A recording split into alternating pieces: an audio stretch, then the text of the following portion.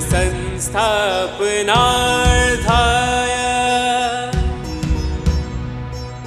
संभवामि युगे युगे संभवामि युगे युगे संभवामि युगे युगे। श्रद्धा की बात छेड़कर अब कृष्ण चौथे, पांचवें और छठे में थोड़ी रहस्यात्मक बात करेंगे। साइंस, फिजिक्स और मेटाफिजिक्स दोनों का वापस जोड़ होगा। शुरू कर दो। मया ततम् इदं सर्वं जगत् अव्यक्तमूर्तिना मत्स्थानि सर्वभूतानि न चाहं तेषु अवस्थितः। न च मत्स्थानि भूतानि पश्य मे योगमैश्वरं भूतभृत् न च भूतस्थः ममात्मा भूतभावनः। यथा आकाशस्थितः नित्यं वायुः सर्वत्र गहमहान् तथा सर्वाणि भूतानि मत्स्थानि इति उपधारय। मुझ निराकार परमात्मा से ये सब जगत जल से बर्फ के सदृश परिपूर्ण है और सब भूत मेरे अंतर्गत संकल्प के आधार स्थित है, किंतु वास्तव में मैं उनमें स्थित नहीं हूँ। वे सब भूत मुझ में स्थित नहीं हैं, किंतु मेरी ईश्वरीय योग शक्ति को देख कि भूतों का धारण पोषण करने वाला और भूतों को उत्पन्न करने वाला भी मेरा आत्मा वास्तव में भूतों में स्थित नहीं है। जैसे आकाश से उत्पन्न सर्वत्र विचरने वाला महान वायु सदा आकाश में ही स्थित है, वैसे ही मेरे संकल्प द्वारा उत्पन्न होने से संपूर्ण भूत मुझ में स्थित है, ऐसा जान। चौथे और पांचवें में एक रहस्य उघाड़ रहे हैं और छठे में उसको एग्जाम्पल से समझाया जा रहा है। भक्ति योग के काफ़ी सूत्र, काफ़ी श्लोक ऐसे आएंगे कि जिसे हम लॉजिक से समझ ही नहीं सकते। मैं थोड़ा बहुत इशारा ज़रूर करूँगी, मैं हर बार कोशिश करती हूँ। मैंने बिग बैंग समझाया तुम्हें, मैंने माइक्रो एंड मैक्रोकॉस्म समझाया, लेकिन फिर भी उसे पूरा नहीं समझाया जा सकता। मैं खाली एक इशारा कर सकती हूँ। ये भक्ति योग के सूत्र जो होते हैं, यदि इन्हें तुम गणित से समझने जाओगे तो सूत्र रॉन्ग लगेंगे, और यदि तुम सूत्र को समझ जाओ तो तुम्हें गणित की व्यवस्था गलत लगेगी। ऐसा है ये, या तो गणित गलत है या सूत्र गलत है। इसलिए इनको लॉजिक से, गणित से, अरिथमेटिक से नहीं समझा जाता। या 1+1 या तो मोर देन 2 होते हैं, या लेस देन 2 होते हैं, या 11 होते हैं, लेकिन 2 तो कभी भी नहीं होते। अब ये किसी लॉजिक से नहीं समझ में आता। यूक्लिड को ले आओ, वो मारेगा तुम उठा के 1+1 ग्रेटर देन 2। बचपन से सिखा रहे हैं क्लास 1 से तुम्हें कि 1+1 इक्वल टू 2। ये तुमने ग्रेटर देन 2 लिख दिया, गलत कर दिया। लेकिन ये सूत्र ही ऐसे हैं, इनके लिए कोई तर्क नहीं चलता। इसको कैसे समझना? मुझ निराकार परमात्मा से ये सब जगत जल से बर्फ के सदृश यानी जैसा परिपूर्ण है, और सब भूत मेरे अंतर्गत संकल्प के आधार पर स्थित है, किंतु वास्तव में मैं उनमें स्थित नहीं हूँ। सब मुझ में है पर मैं उनमें नहीं हूँ। अब तुम कहोगे तो विरोध है, isn't it? सब मुझ में है तो मैं भी तो उनमें होना चाहिए, लेकिन नहीं, ये ईश्वर का सिद्धांत है। सब कुछ मेरी एक शक्ति ने संगठित कर रखा है, और उस शक्ति को समझे बिना तुम मेरे संगठन को समझ भी नहीं पाओगे। ये भगवान कृष्ण कह रहे हैं। सब कुछ यहाँ सब कुछ एक संगठित रूप से दिखता है कि नहीं? Nothing is haywire, everything has some synchronization, isn't it? यहाँ पृथ्वी भी सूर्य के आसपास घूम रही है तो एक सिंक में घूम रही है। एक दिन फटाफट भाग रही है, दूसरे दिन धीरे धीरे भाग रही है, ऐसा तो नहीं है ना। एक सिंक है हर चीज में। अगर कोई चीज पृथ्वी की तरफ आकर्षित भी हो रही है तो वो ग्रेविटेशनल फोर्स सिंक में है, 9.8 मीटर्स पर सेकेंड स्क्वायर, ऐसा ही कुछ होता है। इतने में है, मतलब वो इतना ही है, वो बढ़ेगा नहीं घटेगा नहीं। कि अमेरिका में है तो ग्रेविटी बढ़ा दो और यहाँ पर इंडिया में है तो ग्रेविटी कम कर दो। ये पूरा तंत्र एक सिंक के अंदर एक ऊर्जा का सिंक है। सिंक समझते हो, सिंक्रोनाइज, उसका ताना एक तालमेल बैठा हुआ है, सामंजस्य, उस सामंजस्य के साथ कार्य कर रहा है। जो सामंजस्य है वही मैं हूँ, जो ऊर्जा है वही मैं हूँ। मेरी इस ऊर्जा में सब है। मैंने समझाया भी था थोड़े समय पहले कि एक बड़े सर्कल के अंदर छोटा सर्कल है, लेकिन एक छोटे सर्कल में बड़ा है क्या? बताओ, लाओ दूसरा बोर्ड। अब यहाँ थोड़ा समझने की ज़रूरत है, ये किस ऊर्जा की बात कर रहे हैं, क्योंकि ये बात, अब ये 4 तथ्यों को नया समझना होगा। तुम एक बनने में 5 मिनट पे फ्रेश हो ना, बिल्कुल फ्रेश हो, तो मैं ये नया कंसेप्ट समझाऊं। ईश्वर कोई व्यक्ति नहीं है। जो लोग आज पहली बार आए उनको मैं वापस कह दूं, ईश्वर यानी शक्ति। ये हमारा दर्शन, हमारी संस्कृति, हमारा ये ऋषि परंपरा ऐसा रहा है, इसने ईश्वर को व्यक्तिगत कभी माना ही नहीं। ईश्वर यानी शक्ति, और उस शक्ति को हम पूछते हैं, व्यक्ति रूप से पूछते हैं। हम उसे कोई आकार देकर पूछते हैं, लेकिन आकार देकर पूजना भी तभी राइट है, तभी उपयोगी है जब उस आकार से निराकार की खबर मिलती हो। यदि तुम्हारी इन शक्ति की मूर्तियों से, इन सबसे निराकार की खबर ही ना मिले तो बेकार है तुम्हारा इन्हें भी पूजना। तुम समझ रहे हो मैं क्या कह रही हूँ? तुम काली को पूजो, तुम गौरी को पूजो, तुम दुर्गा को पूजो, तुम शिव को पूजो, तुम कृष्ण को पूजो, तुम महावीर को पूजो, किसी को भी पूजो, लेकिन इनको पूजना उपयोगी तभी है, इनको पूजना यूजफुल तभी है जब इनसे निराकार की खबर मिलती हो, निराकार में छलांग लगाने का साहस आता हो। यदि इनको पूज के केवल इन्हीं को पूजना है तो ये कोई उपयोगी बात ही नहीं है। तो कृष्ण क्या कहते हैं कि सारा एक ऊर्जा के अंदर चल रहा है, एक ही ऊर्जा है जो सबको चला रही है, 2 है ही नहीं। ऑल्दो वेस्टर्न फिलोसॉफीज ने 2 बना दिए, गड़बड़ वहीं से हुई। उन्होंने क्या किया, 2 कर दिए, एक भगवान एक शैतान। जो इस पृथ्वी पर अच्छा है वो क्या है? भगवान, और जो इस पृथ्वी पर बुरा है वो सब क्या है? शैतान। लेकिन ये तो अपनी ऋषि परंपरा है जिसने कहा 2 नहीं, भगवान में भी मैं ही हूँ और शैतान में भी मैं ही हूँ, इसलिए यहाँ 2 है ही नहीं। जहाँ तुम 2 देखोगे द्वैत, ड्युअलिटी, पोलैरिटी, और जहाँ तुमने एक देख लिया अद्वैत, सिंगुलैरिटी, तो पूरा ईश्वरीय अनुभव सिंगुलैरिटी में होता है, ड्युअलिटी में, पोलैरिटी में नहीं। पूरी व्यवस्था, भगवान कृष्ण कह रहे हैं, चल रही है, पूरी व्यवस्था मेरे ऊर्जा से चल रही है। और इस पूरे तंत्र के अंदर, तंत्र में एक संपूर्ण संगठन दिख रहा है कि नहीं? पहला संगठन कौन सा है? पदार्थ का पदार्थ से, पदार्थ का पदार्थ से, यानी matter, matter plus matter. Do you agree? ये एक पदार्थ है कि नहीं? इस पदार्थ के अंदर काफी सारे परमाणु होंगे कि नहीं होंगे? तो वो सारे एक दूसरे से संगठित है कि बिखर गए? थोड़ी थोड़ी देर में ये भाग जाते पेन के, आधे परमाणु इधर आधे परमाणु इधर, कितना कठिन होता।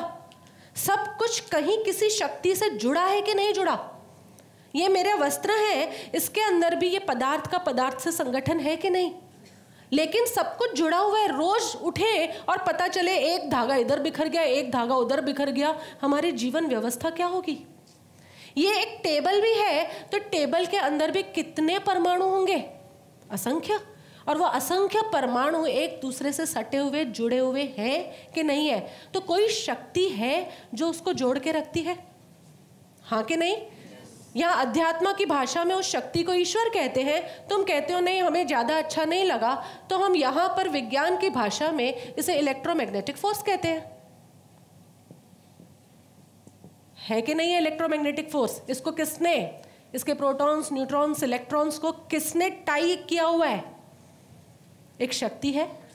विज्ञान खंडित करने की कोशिश करता है कि लाओ खंड खंड करके देखता हूँ, और आश्चर्य होगा तुम्हें सुनकर कि विज्ञान एटम यानी सबसे इनडिविजिबल, उसके बाद नहीं डिवाइड हो सकता। मॉलिक्यूल को डिवाइड करके एटम बन जाता है, परमाणु से अणु बन जाता है, लेकिन अणु को भी विज्ञान ने डिवाइड किया तो है, इनडिविजिबल है। तो फिर इलेक्ट्रॉन, प्रोटॉन, न्यूट्रॉन कहाँ से आए? उसके पैटर्न के कारण, फिजिकली आज तक किसी ने प्रोटॉन, न्यूट्रॉन, इलेक्ट्रॉन को नहीं देखा, लेकिन उसकी जो अंदर मूवमेंट होती है, उसके पैटर्न, उसके रिएक्शंस को देखकर उन्होंने पक्का किया कि भीतर कोई पॉजिटिवली चार्ज प्रोटॉन होना चाहिए, नेगेटिवली चार्ज इलेक्ट्रॉन होना चाहिए और न्यूट्रल न्यूट्रॉन होना चाहिए। उन्होंने अंदाज़ा लगाया, क्योंकि जो स्वयं इंडिविजिबल है, एटम तो, अणु तो वही है ना जिसे फर्दर डिवाइड नहीं किया जा सकता, तो उस अणु के भी 3 कहाँ से निकल कर आए? केवल काल्पनिक है ये। और जैसे ही अणु को तोड़ने गए, कुछ हाथ नहीं आया, everything went back into nothing. आश्चर्य होगा तुम्हें सुनकर। काफ़ी वैज्ञानिक प्रयोग चल रहे हैं, लोएस्ट से लोएस्ट यानी हर चीज़ के एटॉमिक स्टेट तक वो लोग पहुंच गए, और जहां एटॉमिक स्टेट तक, अणु की अवस्था तक पहुंचे, उस अणु को फर्दर तोड़ने की कोशिश की। मान लो ये अणु है, मान लो ये अणु है, इसको फर्दर नहीं तोड़ा जा सकता, लेकिन फिर भी उसके ऊपर काफ़ी कंप्रेशन दिया गया और उसको तोड़ने की कोशिश की। उन्होंने देखा वस्तु गायब हो गई, वस्तु ही गायब हो गई। ये वैज्ञानिक खोज है, सब बिल्कुल प्रचलित है, वस्तु गायब हो गई, यानी thing turns into nothing. Everything comes from nothing and everything goes back to nothing. कुछ नहीं रहता फिर। ये जो पूरा खेल चल रहा है इस तंत्र में, ये जो खेल है पदार्थ का पदार्थ से संगठन जो शक्ति करती है, उसे इलेक्ट्रोमैग्नेटिक फोर्स कहते हैं। पॉजिटिव और नेगेटिव चार्जेस होते हैं इसमें, ऋण और धन। क्या कहते हैं तुम? ऋण और धन कहते हो, ऐसा ही कुछ होता है। पॉजिटिव और नेगेटिव फोर्सेस होते हैं इसके अंदर। उसके कारण ये वस्तु भीतर संगठित है।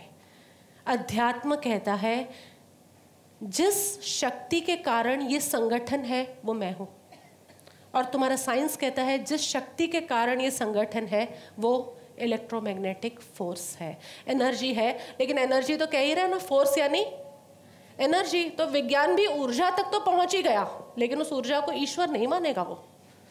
इसलिए वैज्ञानिकों की सभा नहीं है, ये आध्यात्मिक सभा है मुमुक्षुओं की। दूसरा, पदार्थ का पृथ्वी से संगठन होता है। कुछ भी ऊपर डालो, कुछ भी तुम ऊपर डालो, कहाँ जाएगा? मैं आज यहाँ खड़ी हूँ, मैं क्यों खड़ी रह पा रही हूँ? ग्रेविटी एक फोर्स है जो मुझे यहाँ खड़ा रखने में मदद कर रही है, इजंट इट? यहाँ पर कुछ भी, एक वो एप्पल ऊपर उछाला और नीचे आया, ऊपर से गिरा था, कुछ ऐसा ही था ना, न्यूटन का टपका ऊपर से नीचे, और ये ग्रेविटेशनल फोर्स, गुरुत्वाकर्षण फाइंड आउट हो गया। ये फोर्स को विज्ञान ने कहा ग्रेविटेशनल फोर्स है। अध्यात्म कहता है ये जो पदार्थ और पृथ्वी का संगठन करता है, ये जो ऊर्जा है, इसे हम ईश्वर कहते हैं। ईश्वर की बात चल रही है।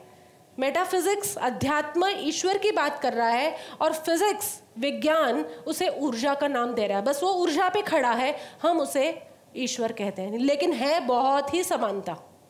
तीसरा,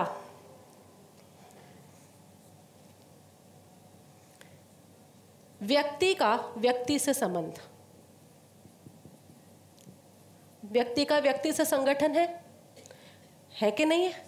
एक व्यक्ति का, एक मनुष्य का दूसरे मनुष्य के साथ संगठन है। ये कम्युनिटीज़ हैं, ये ऑर्गेनाइजेशंस हैं, ये परिवार है, ये सब कुछ है। तो कहीं ना कहीं हम संगठित रहते हैं।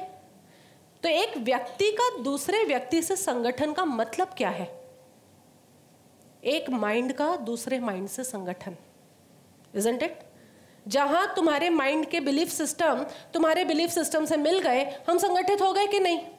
जहां मेरा बिलीफ पैटर्न तुम्हारे बिलीफ पैटर्न से नहीं मिलता, हम दोनों में संगठन नहीं हो सकता।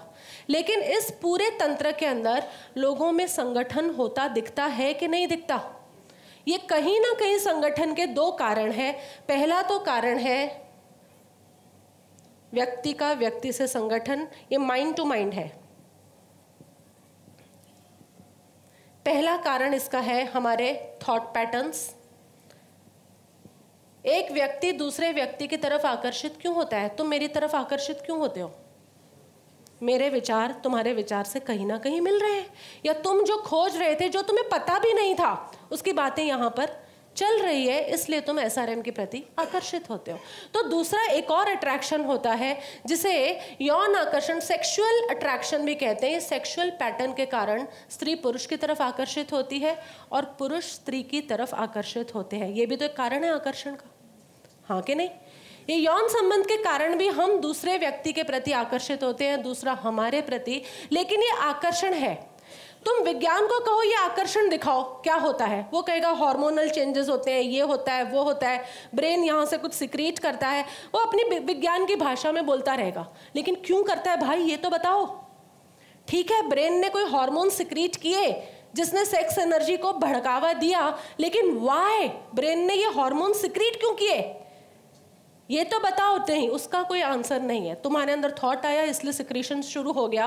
ये सब ऐसी जो बातें होती है, इसका समाधान यहीं आकर निकलता है कि this is also one type of energy, sex is also one type of energy. Do you agree और नॉट? व्यक्ति अपने आप को काफ़ी एनर्जेटिक फील करता है और ये एनर्जी जो है वो कहते हैं कि मैं ये ईश्वर हूँ। इधर कहते हैं ये व्यक्ति का व्यक्ति से जो संगठन है वो या तो यौन आकर्षण के कारण है या विचार के आकर्षण के कारण है। विचार के आकर्षण के कारण या यौन संबंध के आकर्षण के कारण। लेकिन ये जो आकर्षण है ना, वो मैं हूं। कृष्ण क्या कह रहे हैं? जो ये आकर्षण है, अट्रैक्शन है, यहां पर एक अट्रैक्शन दिख रही है। इलेक्ट्रोमैग्नेटिक फोर्स में कोई अट्रैक्शन है, अट्रैक्शन है मतलब रिपल्शन है। It is inevitable. अगर कोई खींच रहा है, अट्रैक्ट कर रहा है, तो रिपेल कर ही रहा है। क्योंकि अगर दो चीज खींच कर पास आ रही है तो इसका मतलब वो जिसको छोड़ रही है वो रिपल्शन हुआ कि नहीं। तो इसी तरह यहाँ पहले वाले में कुछ आकर्षण है, यानी जो आकर्षण की शक्ति है वो ईश्वर है, जो ऊर्जा है वो ईश्वर है। पदार्थ और पृथ्वी का संगठन है, तो ये जो ऊर्जा है, जिस ऊर्जा ने ये आकर्षण करके रखा है, इस अर्थ को अपनी ऑर्बिट पर घुमा रहा है, वो जो ऊर्जा, वो जो आकर्षण है वो ईश्वर है। तो तीसरी तरफ कहता है व्यक्ति का व्यक्ति से जो संगठन है वो या तो उसके विचारों का आकर्षण होता है या उसकी वासनाओं का आकर्षण होता है। इस कारण से ही संगठन होता है। यहाँ तक बात समझ में आ रही है? मेरी एक ही तमन्ना, मेरे दाता संग